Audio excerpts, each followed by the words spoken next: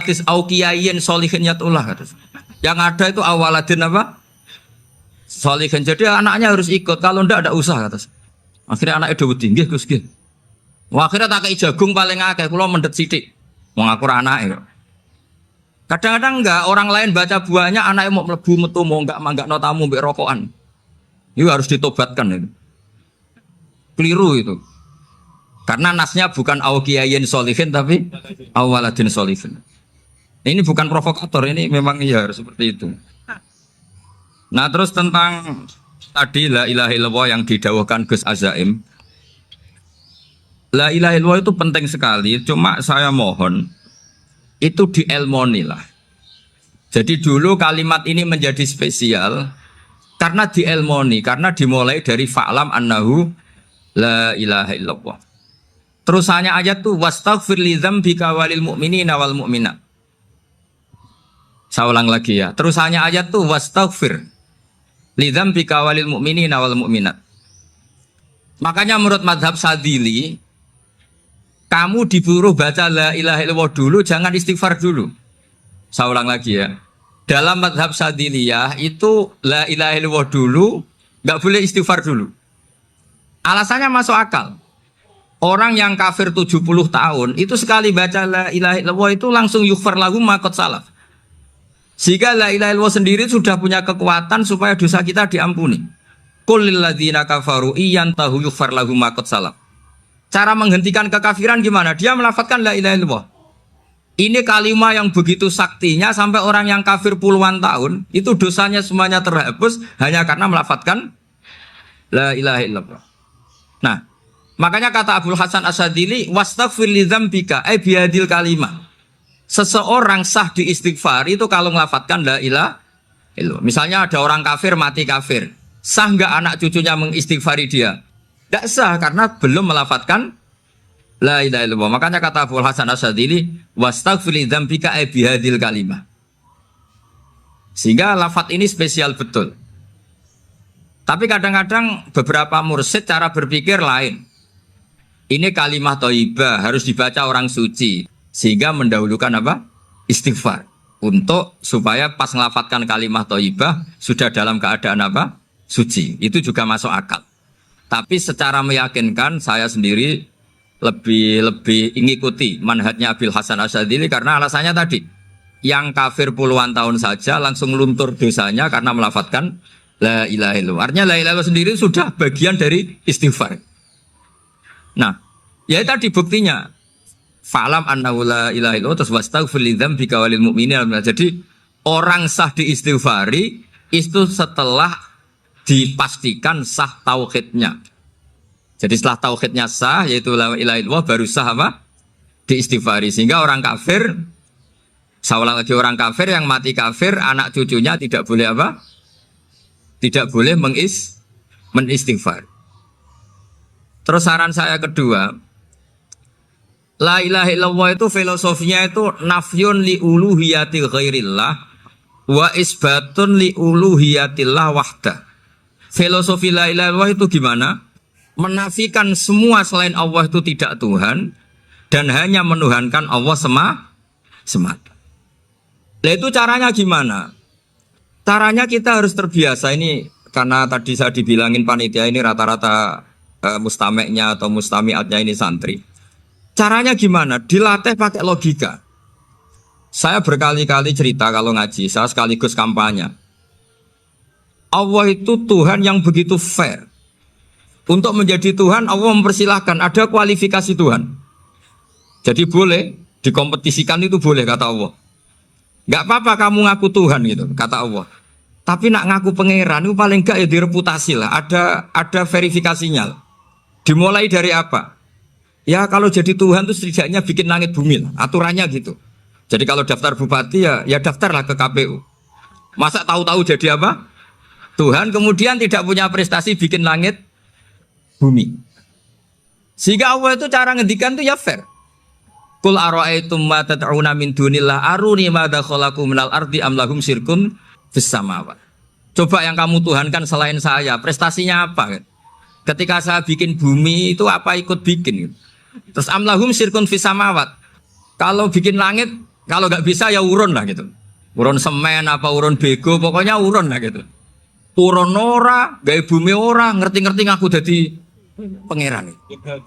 Aku lihat tuh buranakum. Jadi ya kan ya lucu kan, misalnya syarat kiai di Salafiyah kan keluarga Kiai As'ad, cucunya ngaji ngalim. Orang keluarga Kiai As'ad tuh aku kiai utama di Salafiyah. Oh mesti di penjara ya. Lah yo gak gawe langit bumi, gak ada prestasi terus ngaku sebagai apa? Tuhan. Sehingga fair. Makanya saya berkali-kali cerita. Jubair bin Mut'im itu punya anak namanya Muhammad. Ini sudah orang alim, Muhammad bin Jubair bin Mut'im. Itu cerita awala Islami Abi. Mut'im itu orang pinter sekali. Saking pinternya dia jadi delegasinya orang Quraisy datang ke Rasulullah sebagai negosiator untuk membebaskan Asra Badrin, tawanan perang apa? Badar. Yang namanya disuruh itu pasti orang pinter. Tapi apa yang terjadi ketika nginep di masjid? Karena zaman itu gak ada hotel, nanti jadi geger. Orang musyrik nginep di masjid hukumnya gimana? Bahsul masail tok. Zaman itu mau tidak mau. Kalau sekarang kan ada hotel, kiai juga punya wisma. Apa yang terjadi? Orang ini cerdas sekali. Dan delalah Nabi pas sholat maghrib itu baca wattur wa kitabim mastur sampai am khalaqus samawati wal ard. Ya kalau kamu jadi Tuhan ya setidaknya menciptakan langit bumi lah. Namanya jadi Tuhan ya ada persyaratan kan. Paling tidak punya reputasi menciptakan langit bumi. Atau kalau jadi Tuhan setidaknya reputasinya itu enggak diciptakan yang lain. Am khuliqu min ghairi syai'in. Ini jadi Tuhan kok punya bapak, punya ibu. Ini jadi Tuhan kok lahirnya di bumi. Ada tanggal lahirnya, ada tahun. Masa jadi Tuhan kok dulu buminya. Pokoknya walhasil tuh. Akhirnya Nabi ketika salam sholat maghrib, dia datang. Ya Rasulullah, akalku habis oleh ayat yang barusan kau baca. Sudah saya Islam saja. Argumentasi selain Allah Tuhan itu batal. Itu, nah saya mohon santri-santri Salafiyah itu baca Quran sampai seperti itu. Jadi jangan hanya khataman banyak-banyakan maksudnya. Ini bukan nyindir ini, ngamuk ini. Jadi ya khatamannya tadilah 1000 atau berapa lah, jangan banyak-banyak. Juga kasihan malaikat yang nyatet kan. Wong baru subhanallah alhamdulillah aja di tag hadisnya abad al malaikah kan ditete. Itu baru subhanallah alhamdulillah itu sudah mencapaikan malaikat. Makanya saya wiridan tuh arang-arang kasihan malaikat karena nanti jadi itu ya ada madhabnya itu jadi kalau Gus Azaim sholat lama tak saingi sholat cepet itu sama-sama ada madhabnya. Yang cepet kayak saya tadi setan pas tata-tata mau goda pas rukuk saya sudah itidal, mau goda itidal saya sudah sujud pusing dia. Tapi jangan tiru ini madhab yang agak-agak khusus lah sudah cara orang Madura agak khilaf gitu. Khilaf ya. Khilaf ini agak khilaf ini sudah. Tapi saya ingin lah, sampean kalau ngaji Quran itu dilatih berlogika.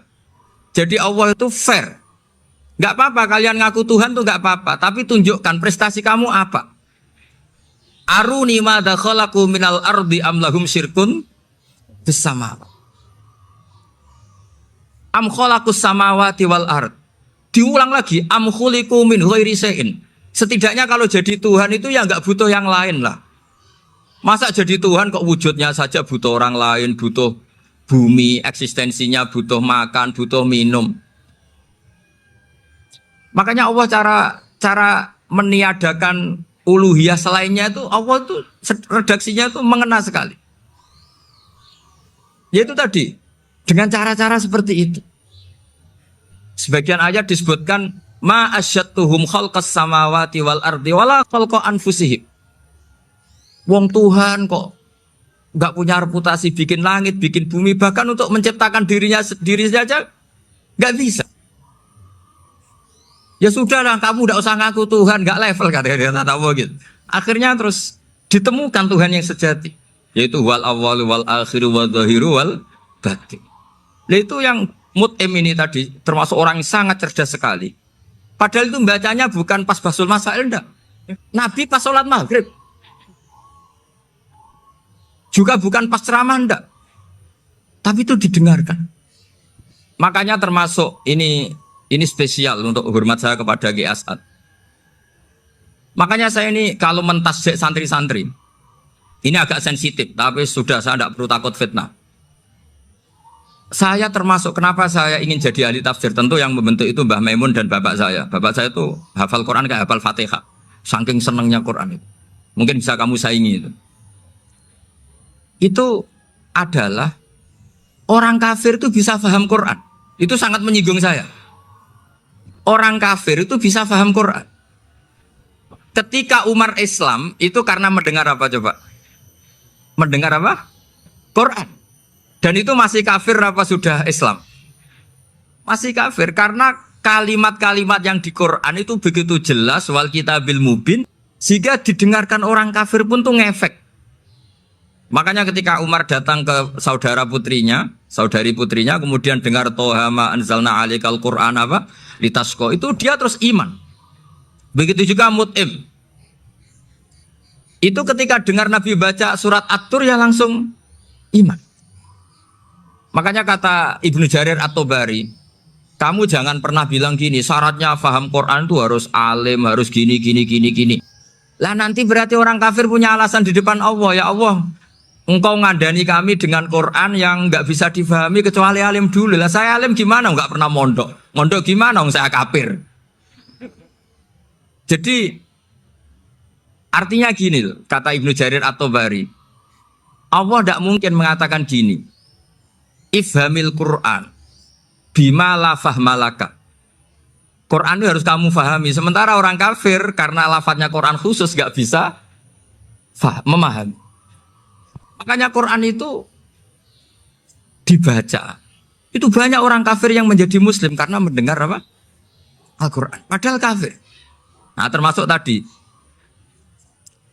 Muhammad bin Jubair bin Mut'im ini itu menjadi Islam ya karena mendengar Quran. Padahal dia saat itu masih apa? Kafir. Karena tadi logika misalnya nggak paham secara lafadz Arab. Sekarang misalnya nyuwun sewu ada orang ateis. Saya pernah didatangi seorang ateis yang nggak percaya Tuhan. Saya mau Islam Pak Ba, asal Anda bisa menjelaskan Tuhan itu siapa. Coba Quran dibaca secara makna, tidak secara lafadz tapi secara makna. Begini misalnya, ada orang ateis datang ke saya, Pak Ba, saya mau Islam, asal Anda bisa menjelaskan Tuhan itu siapa.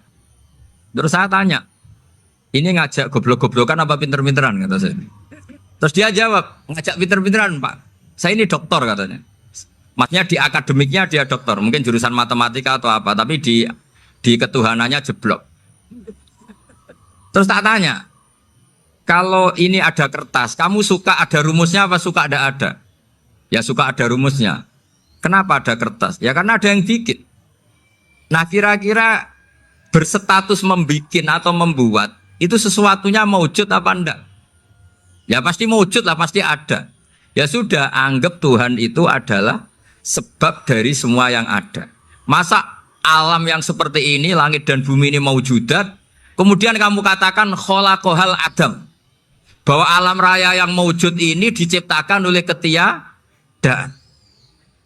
Ya juga, berarti Tuhan itu ya. Ya itu yang namanya Tuhan. Lah mulai dulu kiai-kiai ngomong gitu kan saya Islam katanya.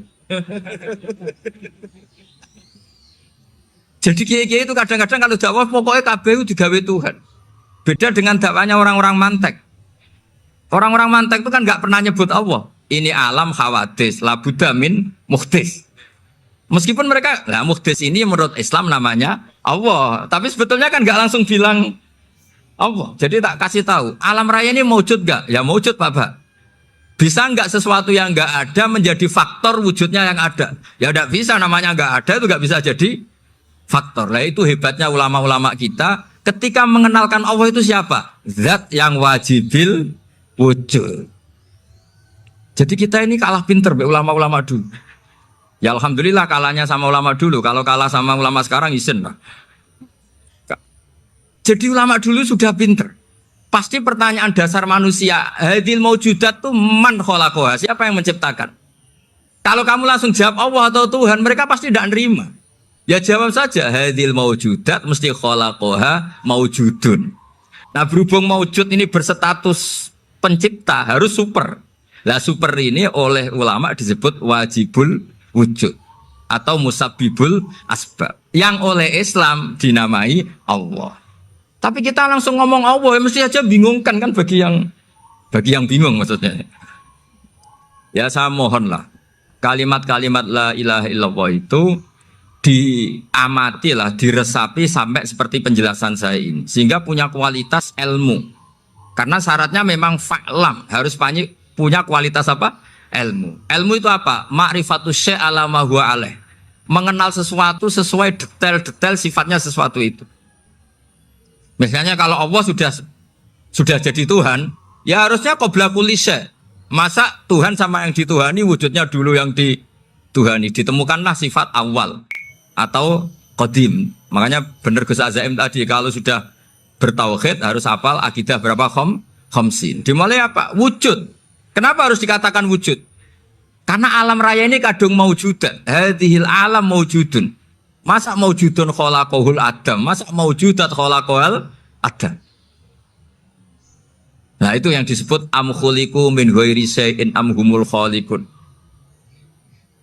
Jadi saya mohon semohon-mohonnya cobalah tradisi-tradisi lihat baru ayat ini dihidupkan lagi sehingga kita baca Quran itu sekaligus menjadi orang yang sangat argumentatif.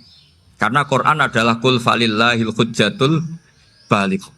Dilatih. Jangan bosan dilatih. Makanya kalau saya baca ayat-ayat seperti itu cek fair Allah itu. Fair betul. Enggak apa-apa saya punya pesaing kata Allah, tapi yang imbang dong. Pas aku gawe langit ya bantulah. Atau ada langit tandingan lah kira-kira gitu. Kalau saya bikin bumi ya ada bumi. Nah misalnya sekarang orang Cina bikin matahari, materinya dari mana coba? Dari yang sudah ada sekarang kan? Tetap saja agak ikut bikin kan? Tapi kalau Allah bikin langit bumi minal adam minal wujud. Kalau mereka paling rekayasa yang sudah wujud adik. Nah harus sampai seperti itu. Sampai kata Gus Azim kul hatu apa? Burhanakum dan. Jadi ini cara-cara kita untuk menguatkan iman. Aruni madza khalaqu minal ardi am lahum syirkun fis samawati. Terus kata Allah, itu nih bi kita min qabli hadza au asaratim min ilmin. Kalau kamu enggak setuju teori ini kata Allah, cari kitab suci versi Anda. Aturan jadi Tuhan itu apa coba? Ya tetap saja semua kitab suci akan mengatakan di mana-mana Tuhan itu pencipta langit dan bumi. Jangan yang lahir di bumi jadi Tuhan. Jangan Lata Uzza jadi Tuhan. Jangan karena sakti jadi Tuhan. Nah ini di sini pentingnya ilmu balaghah, ilmu mantek yang alhamdulillah di pondok-pondok kita masih diajari. Makanya kata mantek sebetulnya ilmu akal hanya menemukan hadil maujudat khalaqaha maujudun. Nah yang maujud ini siapa? Ya wajibul wujud. Nah kemudian Islam menamai ini Allah Subhanahu wa ta'ala. Makanya ulama dulu itu kalau ngetikan Allah itu siapa? Zat sing wajibul wujud. Itu filosofinya luar biasa.